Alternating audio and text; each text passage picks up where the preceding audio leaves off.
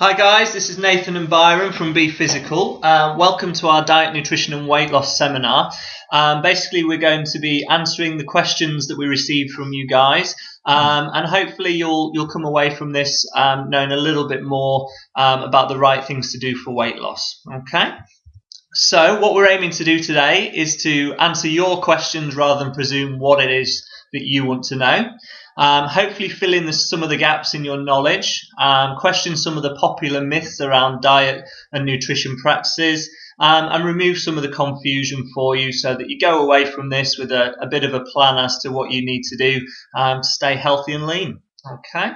So initially we're going to introduce ourselves. So I'm Nathan. I'm a personal trainer. I've had about 10 years in the industry now. Initially I worked at the Hydro in Harrogate for 4 years working on the exercise referral scheme. I moved down to London to work in an exercise clinic. Spent 4 years with physiotherapists and sports therapists. I'm a corrective exercise specialist, but most of my work has been based around rapid fat loss, so helping people to lose weight, lose fat in a short space of time, but then to be able to maintain it afterwards. So I've spent a lot of time researching, reading a lot of books, going to courses, so that I can deliver the best possible information for you. We're also now fitness camp owners and instructors in Harrogate. Our fitness camp runs 3 times a week in the mornings and the evenings.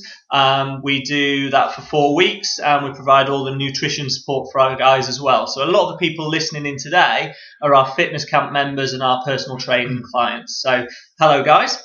I'm going to pass you on to Byron now so he can tell you a little bit about himself. Hi guys, Byron here.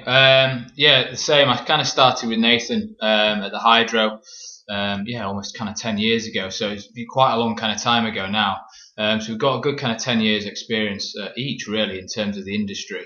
Again, working through the GP referral scheme down at the Hydro is where I kind of started out and just fitness instructing and just learning the kind of trade in a sense. So then again moved on to kind of strength and condition and kind of followed that route a lot and worked with some quite big athletes, young and old. So quite a bit of experience on the strength and conditioning side of things.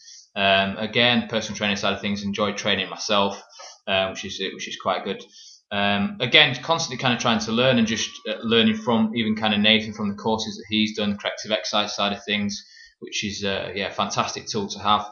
And again, just constantly reading about different nutritional things, different training ideas and ideas that people have throughout that. So yeah,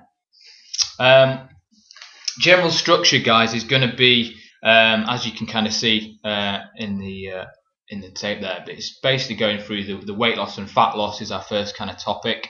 Again, these are all questions that you guys have asked, so we've kind of tried to categorize them down. So exercise for fat loss, obviously the second section, looking at how we can maintain our results and the results that we get. Meal timings, and again all the kind of little intricate little bits in and around there that we'll kind of look at, little myths and things again in and around there.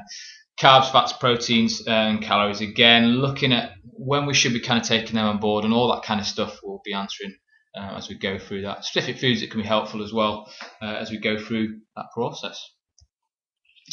So first question, guys, obviously weight loss versus fat loss. So the first question, obviously, what is the best way to lose weight and keep it off? Obviously, like we've kind of put there, chase fat loss, not weight loss. So again, a lot of guys kind of really kind of pay loads of attention to the scales, constantly always monitoring their weight quite a lot, and that does give you some outline of what's happening, but doesn't give you kind of true indication of what's happening in terms of your body composition, and that's more important. So really kind of paying attention to the scales is kind of one thing, but actually knowing if we're kind of losing fat from our body is a kind of whole different thing, and that's kind of where we try and focus a lot of our ideas and our kind of training is focusing in around that rather than the overall kind of weight side of things. Decide what you want and why, and that's massively important. Obviously the focus on the end of that question is or the statement is why. So you've really got to kind of dig deep and think about why you want to achieve that fat loss, and why what that kind of would make a difference in your life, how that would better your confidence, etc. So really kind of having a good think about what you kind of, why you want to achieve that and how much of an impact that's going to make on your life. And again, obviously moving on to a similar topic, obviously determining what you must change to allow that to happen. So yes, we do need to change something. What you've got now doesn't work, and that's why you're at this stage in your life where you're looking for another answer. So again, making that change and through our guidance again can help you with that success. So it's being able to understand that you do need to make that change and being acceptable to that and allowing yourself to do that. Obviously determining the cost and pay that cost. In terms of cost, that's obviously your time and potentially the cost actually physically, the money side of it, if that's a factor. But it's more about the kind of time that's going to take away from your life, obviously. And again, just trying to train more and just not train all the time and end up just wasting lots of time. It's just trying to make sure that you're boxing clever with your time and just making sure you're training as much, as little as you can, but getting the most out of that in a sense. Do you want to elaborate on that at all, Nathan? Yeah, I think the main thing we're kind of getting at here, guys, is when you look at the question, what's the best way to lose weight and keep it off? Almost what you're asking there is kind of, well, what exercises should I do, or what food should I eat, things like that. And you've kind of got to get the other bits in place first. If you know what you want, you know why you want it, you know what you need to change to allow that to happen, you know what it's going to cost, whether that be financial, whether that be effort and time wise, and you're prepared to pay that cost, you're going to be successful. And then from there, the exercises that you use and the diet that you use, it suddenly just becomes tools that you build into your sort of your personal prescription. So it's not necessarily that we're saying a certain way of exercise is better than another, or that our diet is the best and another isn't. You're probably going to find whichever way you go about it, you're going to achieve success if you have these basic principles in place first. Okay? So moving on, is it possible that some people will not lose weight, but they'll look healthier and fitter? The short answer to that is yes. It kind of goes back to what we were saying before about chasing fat loss, not weight loss.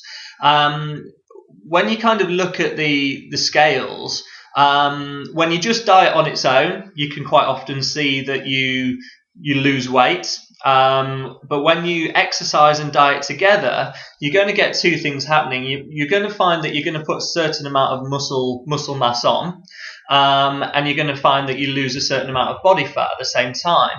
And on the scales, for some people, that might not look like things are moving too much, but those same people could start to look a lot healthier, a lot fitter, a lot leaner. So measuring your progress through things like how you look, how you feel, how your clothes fit is going to give you a much better guide as to the progress that you're making. So it's not simply just about weight loss, although that's a good thing for some people. If you're obese, for example, then weight loss is going to be something that's necessary. However, if you're looking to, say, just get lean and you've just got those last sort of 10 pounds or so to go, then you're going to have changes in your body composition from muscle mass and fat loss that's maybe not going to see the scale shift too much, but is going to see you looking better. And that's ultimately what we want. Okay. So why is your body being in starvation mode a bad thing, and why is cutting out too many calories bad for fat loss? Initially, your metabolism is going to slow down. So what happens when you go into starvation mode is if you're on a low calorie diet, so if you're following some of the sort of Slimming Club things, or you're doing the Lighter Life programs, or you're on a sort of a soup and shake sort of diet, you're often going to be on a very low calorie diet, and because there's not many calories coming in, you get an energy deficit, and that's why you lose weight. And in the short term, it definitely does work. But what will happen is your body's quite clever about regulating its energy output. So if it feels that there's not enough calories coming in, if it feels a little bit threatened, it becomes quite defensive. So it tends to slow down your metabolism, slows down all the processes within your body to the minimum that it can survive on. So that's when your weight loss starts to sort of plateau. So you're all of a sudden the low calorie diet that you're on is matching your energy output. So you're balancing what you bring in to what you burn off. But after a while, those restrictive processes become very difficult to maintain. Psychologically, it's tough to keep yourself on a very low calorie diet when you're hungry, when you're getting cravings, and just having a real sort of lack of sort of nutrition.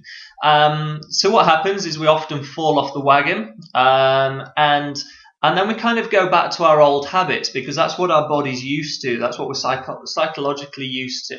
And if you imagine that you're typically taking in 2,000 calories, all of a sudden you cut down to maybe 1,500 calories on your lower calorie diet. So you've got a 500 calorie deficit there. So you're going to lose weight.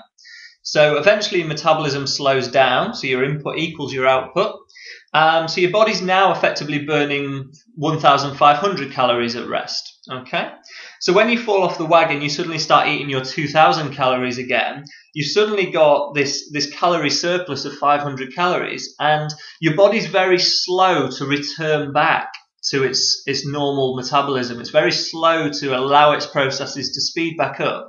So as you've got this calorie surplus, you actually start to get weight gain, but then you actually get it beyond where you originally started from. So when you see people yo-yo dieting and you get that rebound effect, but they actually tend to put more weight on than they started from, this is why that's happening, because the metabolism is slowing down, because we go into this sort of defensive starvation mode, and this is what we're really trying to avoid, which is why eating healthily, eating clean is a much better approach than basing everything on calories. Okay.